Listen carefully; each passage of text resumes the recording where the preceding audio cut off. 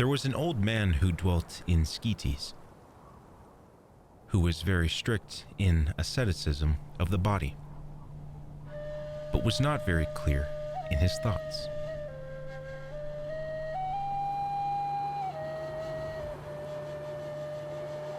One day he walked and went to see Abba John the dwarf to ask him about his forgetfulness.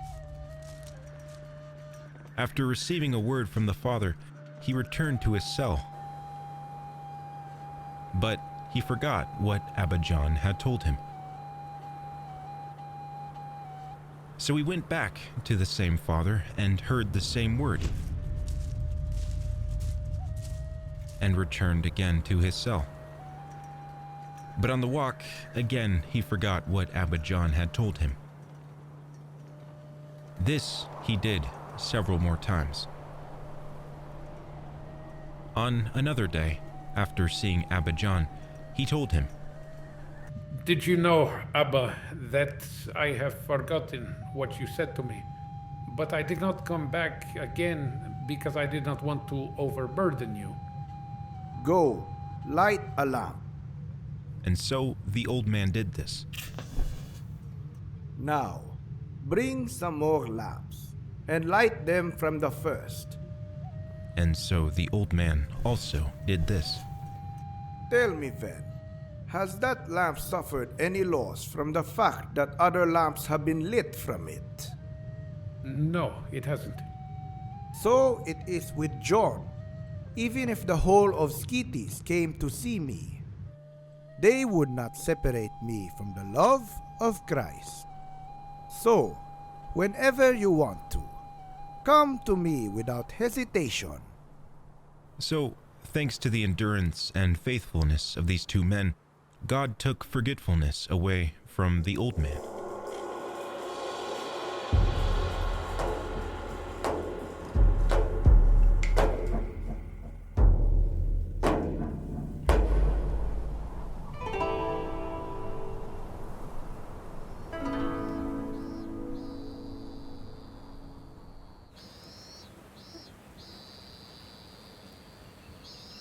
Father,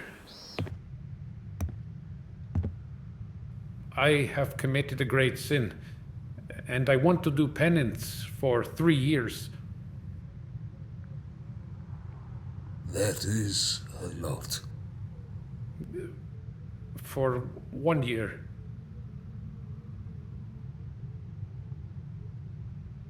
That is a lot. For 40 days.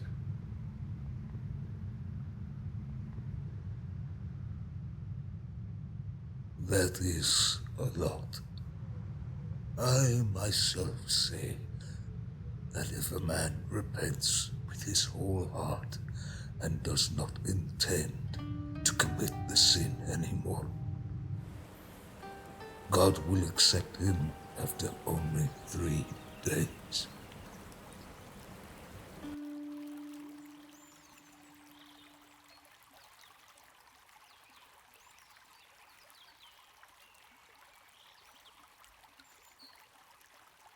When I was a young man living in Israel in Egypt, they wanted to make me a cleric in the village.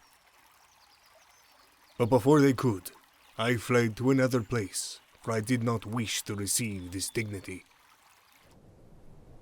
Then a devout layman joined me. He sold my manual work for me and served me. Now one day a virgin in the village, under the weight of temptation, committed sin. When she became pregnant, they asked her, "Who did this?" The anchorite.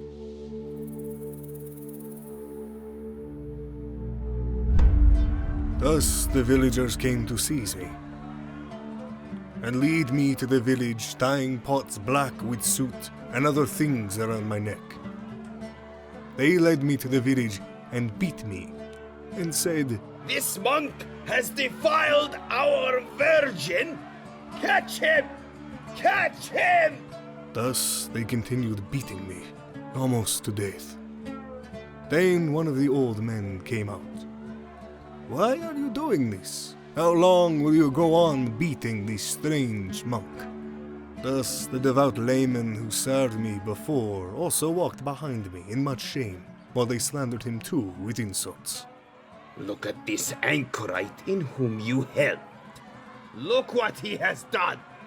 And the girl's parents said, "Do not let the nasty monk go until he agrees to take her as a wife." Thus I spoke to my servant, and gave him all the baskets that I had, and said, "Sell them, give my wife something to eat." And when he left, I said to myself, "Macarius, you found yourself a wife. Now go work a little more in order to keep her." Thus I worked day and night and sent my earnings to her. But when the time came for her to give birth, she remained in labor for many days without being able to bring forth the child.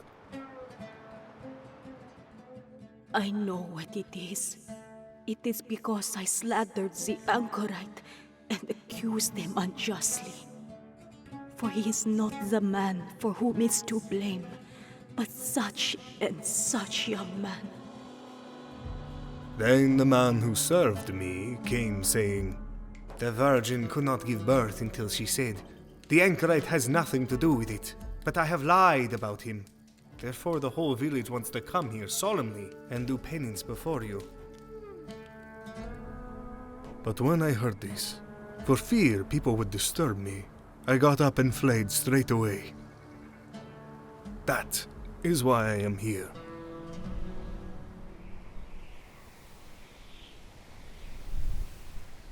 They said of this same Abba Macarius the Great that he became, as it is written, a god by grace upon the earth.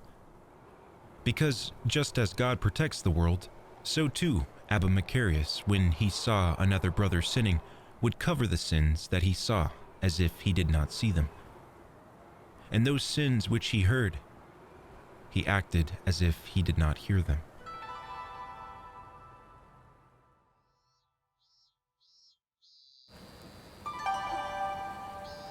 One day, a group of priests came to visit the monastery where Abba Poeman was living.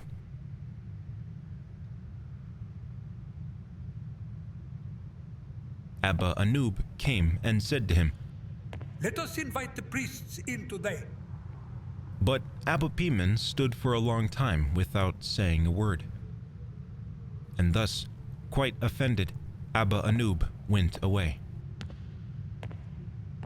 Father, why didn't you answer him? It is not my business, for I am dead. And the dead man does not speak.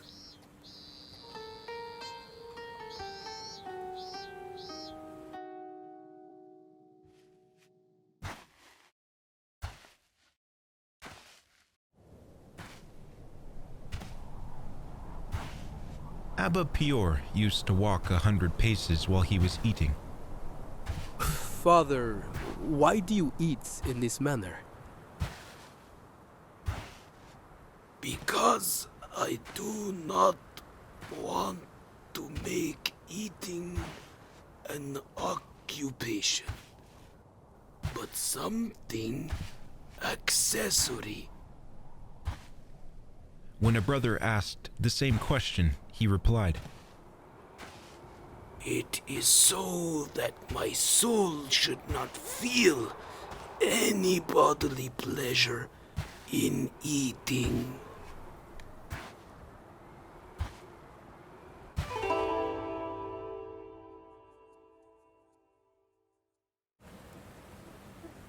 At one time in Skeeties, there was a meeting about a brother who had sinned.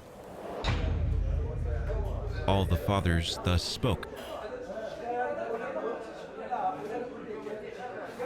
But Abba Pior kept silent. Later, he got up, went and filled a large sack with sand and carried it around on his shoulder.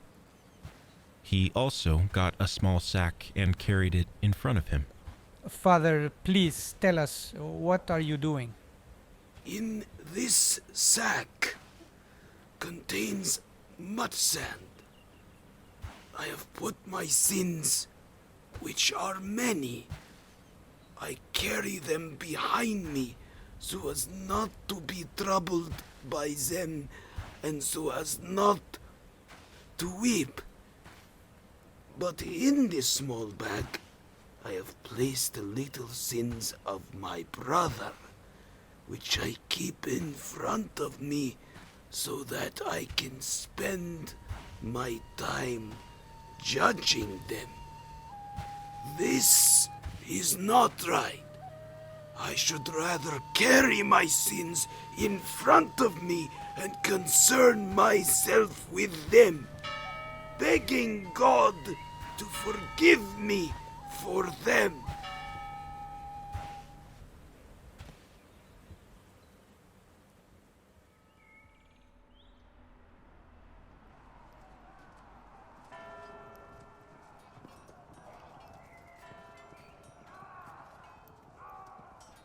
It was said concerning Abba Daniel that when the barbarians invaded Skeetes and the fathers fled, the old man said to himself, If God does not care for me, then why still live?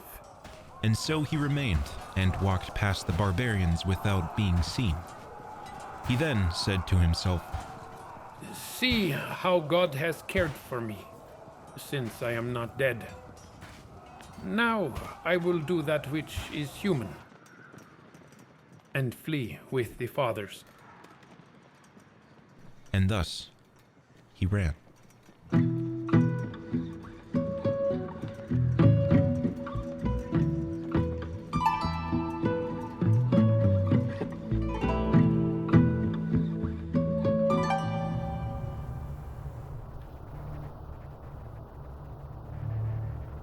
On one occasion, a devil took a knife and stood over Abba Macarius, attempting to cut his leg off. But the devil tried and could not on account of the old man's humility. Thus he spoke to the man, saying, Everything you do, we have also. You fast, but we do not eat. You labor fervently, but we never sleep. It is only in humility that you are superior to us. And it is only by this that you conquer us.